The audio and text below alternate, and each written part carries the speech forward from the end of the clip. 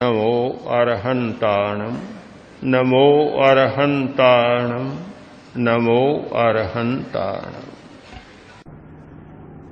तत्व सिद्धांत की दृष्टि से विचार किया गया बड़ा महत्वपूर्ण है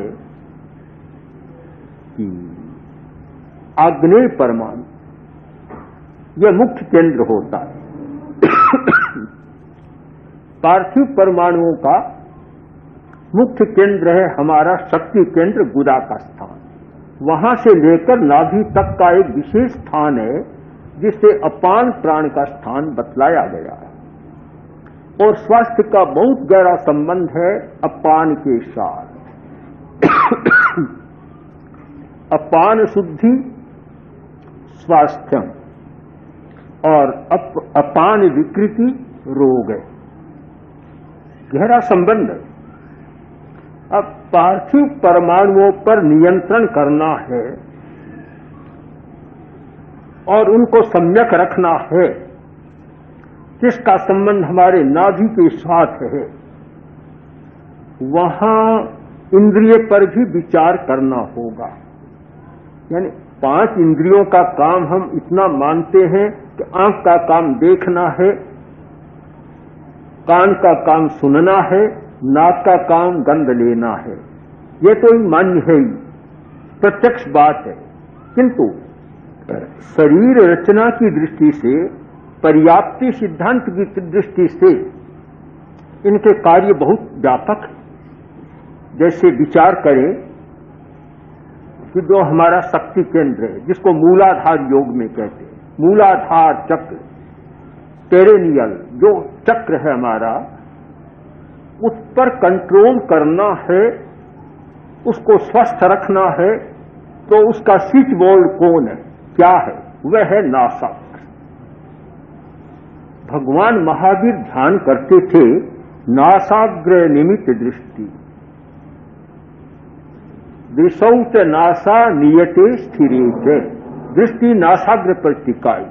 यहां ध्यान करते ही एकदम मूलाधार या शक्ति केंद्र स्नायु ऊपर उठने लग जाते हैं और वह नाड़ी तन जाती है, जिसको मूल नाड़ी कहते हैं योग की भाषा में। वह नाड़ी तन जाती है। स्वास्थ्य की कुंजी है। बहुत सारे पुरुषों की बीमारियां, बहुत सारी स्त्रियों की बीमारियां पैदा होती है, उसका स्थान है वह मूलाधार या शक्ति केंद्र। तो वह ठीक नहीं रहता, बीमारियां पैदा होती है और उसको स्वस्थ बनाया जाए, बीमारियों में बहुत अंतर आता है। हमारे एक मुनि आए, पूज्य गुरुदेव आमेट में मर्यादा महोत्सव बिता रहे थे, बहुत वर्ष पहले की बात है। मुनि धनराज जी आए, आकर बोले कि मत्स्य की बीमारी हो गई। तो हमने कहा कि दवा लेना चाहते हो, ऑपरेशन कराना चाहते हो या ऐसे ही ठीक करना चाहते हो? तो उन्होंने कहा कि नहीं, दोनों इच्छा नहीं है। विहार करना है, यात्रा करनी है, न दवा भी लेनी है, न ऑपरेशन कराना है। तो हमने कहा मूल बंधकार अश्विनी मुद्रा का प्रयोग करो और साथ में स्वमूत्र से प्रक्षालन का प्रयोग करो। उन्होंने वह प्रयोग किया। 5-10 दिन के बाद आए कि बीमारी बिल्कुल ठीक हो। अनेक बीमारियों की जड़ हमारे उस अपान के स्थान में छिपी हुई है और जब हम नासाग्र पर ध्यान करते हैं, यहां एकाग्र होते हैं और स्वस्थ होता है वह स्थान। पार्थिव परमाणु, पार्थिव परमाणुओं पर कंट्रोल करने के लिए यह नासाग्र का स्थान बड़ा महत्वपूर्ण है। तो 3 पर हम ध्यान केंद्रित करें, हमारा नासाग्र, हमारा कंठ और हमारा नाभि चक्र, नाभि का स्थान, जिसे योग की भाषा में, हठ योग की भाषा में कहा गया मणिपुर चक्र को विशुद्धि चक्र, और इसके लिए कोई अलग योग का नाम नहीं। किंतु प्रेक्षा ध्यान में जैसे इनके नाम है शक्ति केंद्र, तेजस केंद्र और प्राण केंद्र। यह हमारा प्राण केंद्र है। तो आप समझ लें कि नाक का काम केवल गंध लेना नहीं है, स्वास्थ्य को ठीक रखना भी नाक का बहुत बड़ा काम है। ये समझ में बड़ी कठिनाई थी कि जहां भी वर्णन आता है महावीर का, वहां सब जगह नासाग्र न्यस्त दृष्टि, नासाग्र पर दृष्टि टिका दी। उनके स्वास्थ्य की कुंजी थी वे। इतनी कठिनाइयां सहने पर भी वे स्वस्थ रहे, शारीरिक और मानसिक और भावनात्मक सभी दृष्टियों से। कारण क्या था कि कुंजी हाथ में आ गई थी। आंख का काम देखना है, मात्र इतना ही नहीं है। आंख भी हमारा एक चैतन्य केंद्र है, एक साइकिक सेंटर है। आंख का काम बहुत महत्वपूर्ण है और स्वास्थ्य में भी बड़ा उसका योग है। कान का काम केवल सुनना भर नहीं है,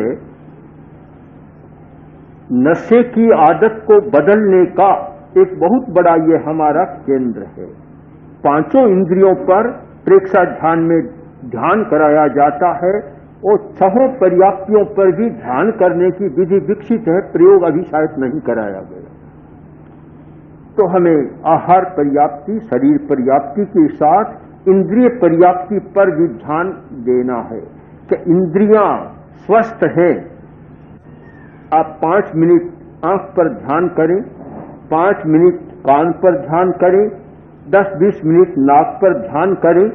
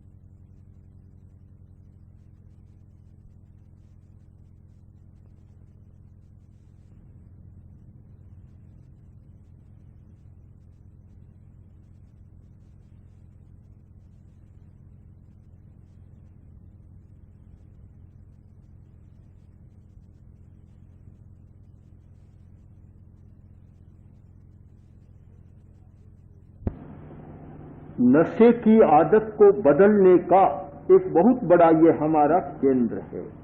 पांचों इंद्रियों पर प्रेक्षा ध्यान में ध्यान कराया जाता है और छहों पर्याप्तियों पर भी ध्यान करने की विधि विकसित है, प्रयोग अभी शायद नहीं कराया गया। तो हमें आहार पर्याप्ति, शरीर पर्याप्ति के साथ इंद्रिय पर्याप्ति पर भी ध्यान देना है कि इंद्रियां स्वस्थ हैं।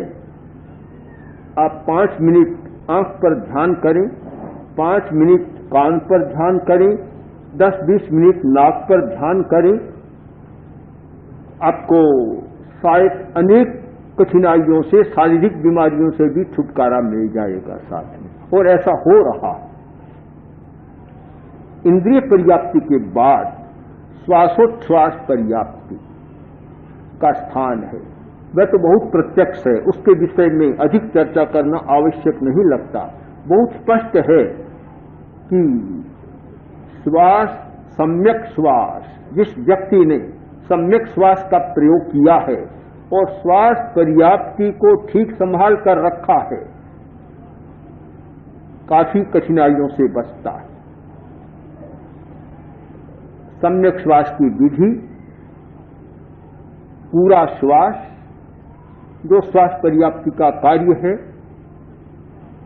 और उसमें बाधा नहीं पहुंचाई जाती है। बाधा ही है उसकी कुछ, जो निषेध किया गया भोजन में, नात्युष्णम नातिशीतम, न ज्यादा गर्म और न ज्यादा ठंडा। जो जहां भी ज्यादा गर्म और ज्यादा ठंडा भोजन होता है, श्वास की क्रिया प्रभावित होती है उससे। कल परसों एक भाई आया और बोला कि श्वास की भयंकर बीमारी हो गई। कैसे हुई कि ठंडी चीजें बहुत खाता था, अब तो इतनी स्थिति बन गई कि चलना भी मुश्किल हो गया। और ऐसा होता है। और अत्युष्ण का भी निषेध किया गया, ज्यादा गर्म नहीं, बस शरीर का जो तापमान, जिसको संस्कृत में कहा गया कवोष्णम कदुष्णम। कवोष्णम मारवाड़ी में कहते हैं न्यूनायो, जिसके नक को थोड़ा सा गर्म लगे, बस इतना सा। तो श्वास पर्याप्ति की सुरक्षा होती है। और भी अनेक कारण है कि श्वास पर्याप्ति के प्रति हमारी जागरूकता नहीं रहती। जो व्यक्ति जितना ज्यादा गुस्सेल है, क्रोधी है, वह श्वास पर्याप्ति को भी अव्यवस्थित कर देता है, क्योंकि इन आवेशों का, इमोशन की प्रबलता का श्वास पर्याप्ति पर भी बहुत प्रभाव पड़ता है और श्वास की व्यवस्था गड़बड़ा जाती है। अब श्वास लेने की हमारी सामान्य विधि है या शक्ति है कि 1 मिनट में 15 श्वास ले, यानी 2 सेकंड में 1 श्वास लिया, 2 में रेचन किया, 4 में 1 हो गया। यह एक सामान्य विधि है। किंतु जब आवेश की प्रबलता होगी, श्वास की संख्या 15 से बढ़कर 20, 30, 40, 50 श्वास तक चली जाएगी, उस अवस्था में श्वास पर्याप्ति गड़बड़ा जाती है और जीवनी शक्ति वह नष्ट होती है। तो हमारी जीवनी शक्ति के सारे आधार हैं। केवल हम शरीर को न देखें, आहार पर्याप्ति बड़ा आधार, शरीर पर्याप्ति और इंद्रिय पर्याप्ति भी बहुत बड़ा आधार है, और श्वासोच्छ्वास पर्याप्ति, ये सब हमारे स्वास्थ्य के मौलिक आधार हैं। अब भाषा पर्याप्ति और मनस पर्याप्ति, इन 2 पर्याप्तियों पर विचार करें तो वैसे तो भाषा पर्याप्ति का सीधा स्वास्थ्य के साथ कोई संबंध प्रतीत नहीं होता, किंतु हम परोक्षतः विचार करें तो भाषा तंत्र भी बहुत प्रभावित करता है। यदि हम भाषा पर्याप्ति को ज्यादा काम में लें, उसकी सक्रियता जितनी है, काम करने की क्षमता है, और एक व्यक्ति ज्यादा बोलता ही चला जाएगा तो वह जीवनी शक्ति कम होगी, स्वास्थ्य प्रभावित हो जाएगा। इसीलिए यह वाणी का संयम का विधान किया गया। उसका आधार क्या है कि तुम भाषा पर्याप्ति से भी अतिरिक्त काम मत लो। जो पशु, घोड़ा, खच्चर, कोई भी भार उठा सकता है 2 क्विंटल, 4 क्विंटल, और उस पर 50 क्विंटल भार मत ला, उतना ही ला दो जितना कि वह सामान्यतः उठा सके, तो तुम्हारा काम करता रहेगा। किंतु आदमी इतना ज्यादा बोलता है, अनावश्यक बहुत बोलता है, और भाषा पर्याप्ति उससे प्रभावित हो जाती है, और उसका काम है पुद्गलों को ग्रहण करना। अब ग्रहण करते करते कितना करेगा, आखिर तो विश्राम भी चाहिए। आहार पर्याप्ति को भी विश्राम की जरूरत, इसलिए विधान किया आहार का संयम करो, सारे दिन खाते मत रहो। शरीर पर्याप्ति को भी विश्राम की जरूरत, सारे दिन प्रवृत्ति मत करो। इंद्रिय पर्याप्ति को भी विश्राम की जरूरत, सारे दिन इंद्रियों से काम मत लो, विश्राम दो। श्वास को भी विश्राम की जरूरत, तो सारे दिन श्वास मत लो। कैसे कहूं ये, श्वास तो सारे दिन लिया जाता है, पर सारे दिन मत लो, उसको भी विश्राम दो, विश्राम। क्योंकि श्वास के बिना तो आदमी जीवित नहीं रह सकता। एक आदमी मर गया तो किसी दूसरे ने पूछा, अरे भाई कैसे मरा, क्या हुआ?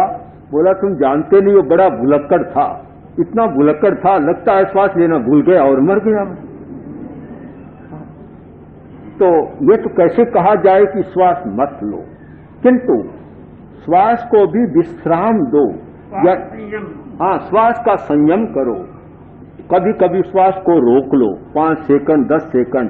और दीर्घ आयु का एक नुस्खा ये माना जाता है कि जो व्यक्ति बार बार श्वास का कुंभक करता है, संयम करता है, तो आयु शक्ति, जीवनी शक्ति कम खर्च होती है। और श्वास को इतना वेग मत दो अपने आवेशों के द्वारा, जिससे श्वास की शक्ति भी गड़बड़ा जाए। श्वास का संयम करो, आहार संयम, शरीर संयम, इंद्रिय संयम, श्वास संयम, और वैसे ही वाणी का संयम, भाषा का संयम करो। सारे दिन मत बोलो। और ज्यादा सोचोगे तो मन पर्याप्ति भी परेशान हो जाए, परेशान होगी कि इतना ज्यादा चिंतन करता है तो वह मन का तंत्र इतना गड़बड़ाता है कि ज्यादा सोचने वाला, रात दिन सोचने वाला, विश्राम न देने वाला पागलपन की दहलीज पर अपना पैर रख देता। इसलिए मन पर्याप्ति को भी व्यवस्थित करो, मन का संयम करो। भगवान महावीर ने अनेक प्रकार के संयम बतलाए, उनमें ये 6 संयम और आ जाते हैं। 6 संयम है, फिर नाम याद कर लें।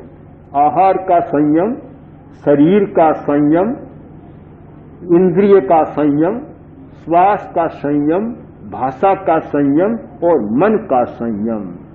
ये संयम करके हम इन पर्याप्तियों की व्यवस्था में हस्तक्षेप नहीं करते हैं और उनको अपना काम अपने ढंग से करने देते हैं। हमारा स्वास्थ्य बहुत अच्छा रहता है। तो हम ये स्वास्थ्य के सूत्रों पर विचार करें, शरीर की व्यवस्था पर विचार करें। तो ये जो 6 पर्याप्तियां, बायो पोटेंशियल पर्याप्तियां, इनको न भूलें, इनको छोड़कर और हम स्वास्थ्य पर विचार करें और केवल औषधों के द्वारा स्वस्थ रहने का प्रयत्न करें, शायद सफल नहीं होगा। इसलिए महावीर को समझने का या महावीर की वाणी को समझने का, उनके स्वास्थ्य के विचारों को समझने का एक रहस्यपूर्ण सूत्र बनता है यह संयम। संयम, और इस संयम के द्वारा हम पर्याप्तियों के काम में हस्तक्षेप नहीं करते। जैसे आज प्रकृति के काम में मनुष्य ने बहुत हस्तक्षेप किया तो पर्यावरण प्रदूषित हो गया। ऐसे ही हमारी जो ये प्रकृतियां हैं, 6 पर्याप्तियां, 6 पोटेंशियल, इनके कार्य में हम ज्यादा हस्तक्षेप करते हैं तो इनकी व्यवस्था गड़बड़ा जाती है और एक प्रदूषण पैदा होता है और बीमारी का, स्वास्थ्य बिगड़ने का मुख्य कारण बनता है। इस सारी स्थिति को समझकर और हम स्वास्थ्य की मीमांसा करें, शरीर को समझें, इन 6 जीवनी शक्तियों पर विचार करें। लगता है कि इन 6 जीवनी शक्तियों पर ऐसा सुव्यवस्थित और क्रमबद्ध विचार अन्यत्र दुर्लभ है जो कि जैन आचार्यों ने किया है। तो इनको सम्यक समझकर हम अपने स्वास्थ्य के प्रति जागरूक बने।